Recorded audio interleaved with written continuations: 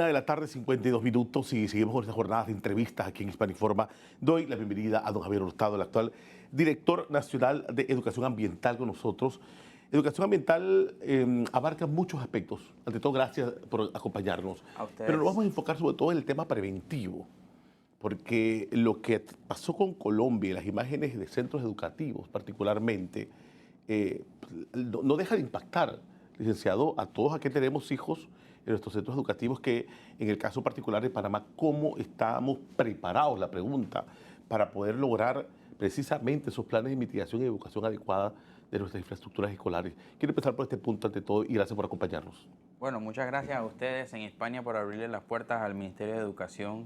En efecto, pues la Dirección Nacional de Educación Ambiental tiene toda una coordinación de gestión integral de riesgo, porque la Ley 38, que establece pues la obligatoriedad de la educación ambiental y la gestión integral de riesgo como un eje transversal en la currícula panameña, y también pues el decreto 66 que reglamenta dicha ley a partir del 2022, lo que nos indica en esa reglamentación es que nosotros tenemos la obligación a través de toda una estructura organizativa desde la Dirección Nacional de Educación Ambiental, obligación de insertar en el ADN de la sociedad panameña a través de los centros educativos, Sí. tanto oficiales como particulares, lo que es la gestión de riesgo. Es por eso que, como bien hemos compartido con Hispania, nosotros realizamos simulacros en nuestros centros educativos, al menos uno por trimestre. Además, generamos a través de esta reglamentación, acabo de mencionar, los planes escolares de gestión integral de riesgo, que son los que nos dan ese protocolo de actuación ante situaciones o eventos adversos, como bien usted lo ha dicho. Por ejemplo, nuestros centros educativos, por esta ley y su reglamentación, deben estar señalizados. Deben tener rutas de evacuación visibles como guías visuales a nuestro personal en general, a nuestra comunidad educativa, estudiantes, docentes, administrativos, inclusive personas visitantes que estén en el centro educativo o padres de familia. Deben tener un punto de encuentro, deben tener comisiones de docentes en seguridad escolar o comisiones de gestión de riesgo. A ver, estamos viendo imágenes pues bastante fuertes en el caso de los centros educativos de Colombia. Los niños corren al solar, los niños evacúan y van al solar, o sea, a la plazoleta, ¿cómo se le puede decir? Al patio central.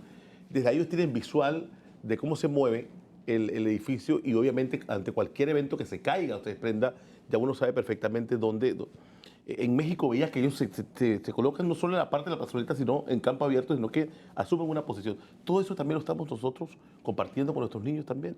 En efecto, y sobre todo, debo decir, con la normativa que tenemos más recientemente, con lo que es el reglamento de construcción de centros educativos, que deben Sí. tener, además de estas señalizaciones, espacios abiertos donde se pueda evacuar para que nuestros estudiantes puedan salvaguardar su integridad y sobre todo su vida. Ahora, sí debo decir que nosotros tenemos centros educativos en el país que datan desde los Sí. 60, los 70, 80, que se ha tenido que hacer reestructuración sobre todo de las rutas de evacuación hacia los puntos de encuentro.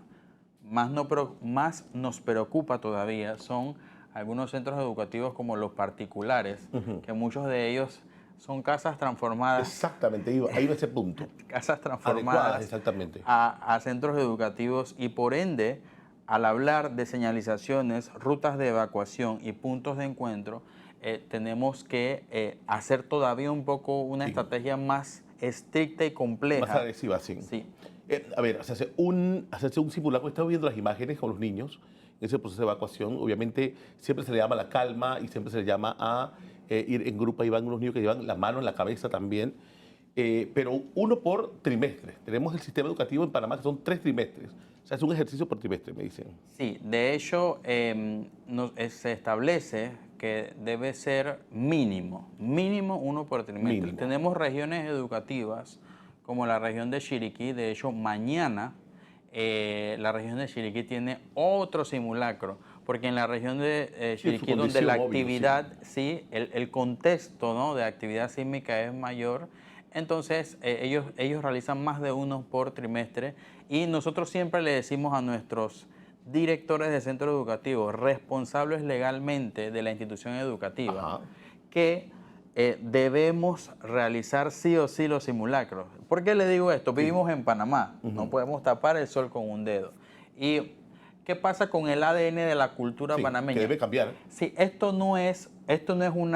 no son eventos que se dan cada año, son eventos que se dan muy, digamos, lejanos uno con respecto al otro, y a veces el docente le reduce la importancia a este Es que a tema. ese punto iba. Hay normativas que establecen esa gestión integral de riesgos a través de ejes transversales.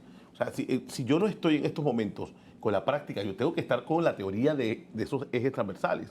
Porque tenemos que cambiar ya ese pensamiento y obviamente de qué forma que los niños, desde los niños. Sí. Porque aquí ya lo ha dicho geociencia, ya lo han dicho expertos, o sea, estamos sobre placas tectónicas también que se mueven. Y debo decir Ajá. que el tema de gestión integral de riesgos no es nuevo en el Ministerio de Educación. Inclusive nosotros tenemos manuales que fueron publicados a todos los centros educativos. Estamos hablando en estos momentos de 3.112 centros educativos, pero desde el 2010, que fue la primera versión de la señora ministra de Educación, nosotros hemos estado trabajando en conjunto con el Sistema Nacional de Protección Civil. Tenemos un manual, nuestro manual 2010-2014 es precisamente en conjunto con la JICA también, Sí. la Agencia de Cooperación Japonesa, que Japonesa. tiene mucha experiencia. Tiene mucha, y México también tiene experiencia. Y dieron Chile. todo un material didáctico para nuestros centros educativos. Además, tenemos el manual más reciente que ha sido actualizado hasta el 2022 y el decreto 49 de septiembre del 2025, que establece el calendario escolar 2026, refuerza esta obligación. Es importante. Que no solamente incluye a los docentes y los directores de centros educativos, sino a los supervisores. A ver, tengo segunditos, Javier, pero digo, qué bueno que haces énfasis en que falta mucho, entre ellos los diseños de los centros educativos para el sector particular. Porque me imagino, Meduca como Meduca, para el sector oficial, tiene los diseños de los centros educativos precisamente pensando de manera preventiva de estos hechos que se puedan registrar. Al final, nunca se está preparado, pero estamos trabajando para cambiar casualmente, como tú dices, ese pensamiento de que, en Panamá no va a pasar. ¿Sí? De hecho, felicitamos a nuestros docentes a nivel de país porque el lunes hubo una actuación basada en protocolo ante esta situación. Real. Y esto se lo debemos a la fuerza docente panameña que pues actúa en protocolo y sobre todo con el paso número 1, manteniendo la calma. Es importante. Javier Hurtado es actual director nacional de Educación Ambiental, pero comparte con nosotros también un tema que obviamente no se escapa de esta situación, que son estos eventos de terremotos y también movimientos telúricos que obviamente ponen en práctica todo lo aprendido en materia, como decimos, de gestión integral de riesgos en nuestros centros educativos del país. Gracias por acompañarnos. Ustedes nuevamente. Rápidamente, entonces, vamos a una pausa para el cierre de este informativo.